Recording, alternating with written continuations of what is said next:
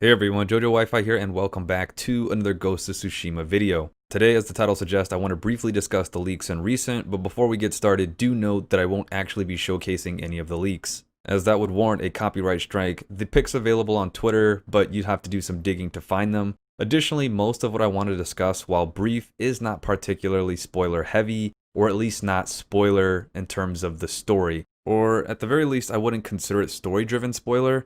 But I know a lot of people freaked out about the login menu earlier, so you can never really say. And in addition to briefly talking about the leaks, I also wanted to update you guys on by far the worst criticism for Ghost of Tsushima to date. Some of you guys might be familiar with the video I did before, where I basically said, hey, these are the worst reviews and the worst criticism that Ghost of Tsushima as a whole has received. And I found something even worse. But bear in mind, it's probably just a satirical take, as the channel isn't something to take serious. He doesn't hold a whole lot of weight in the community, but I thought it'd be fun to showcase him anyways. But before that, let's get back to leak talk. Now, it goes without saying that the time is now for those of you who wish to take cover, for those of you who don't want to be spoiled. I'm not saying that I'm personally going to do it. I've learned my lesson. I'm not going to do that anymore. But just know that there's a lot of people out there that don't necessarily care. So if you don't want to be spoiled, then obviously I'd just avoid the internet. And that's not just about Ghost of Tsushima. Any new content that's going to drop, I'd say about a month out, you should be probably trying to duck that kind of thing if you happen to care that much. But as far as content geared specifically to Ghost of Tsushima,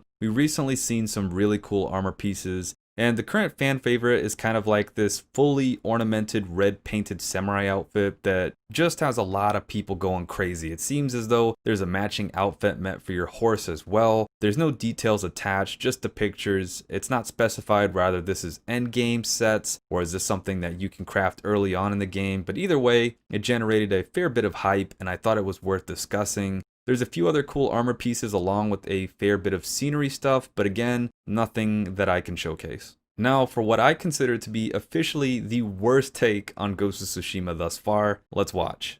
The Snowy fanboys have turned their sights on over to Ghost of Yonshima. Ghost of Yonshima is nothing but a generic cookie-cutter open-world experience that has been done before.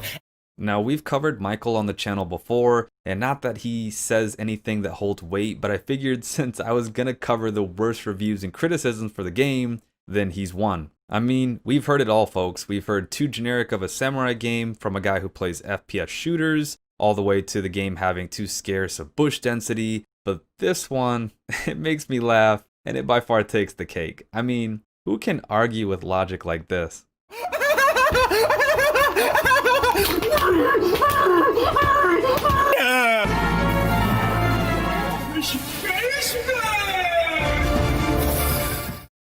Self-proclaimed world veteran video game critic strikes again. But all jokes aside, that's going to wrap it up for today's video. If you guys enjoyed, then a like would be super appreciated, and subscribe to stay up to date on all Ghost of Tsushima related news and topics. But that's going to wrap it up for today's video. And as always, I'll see you all on the next one. Peace.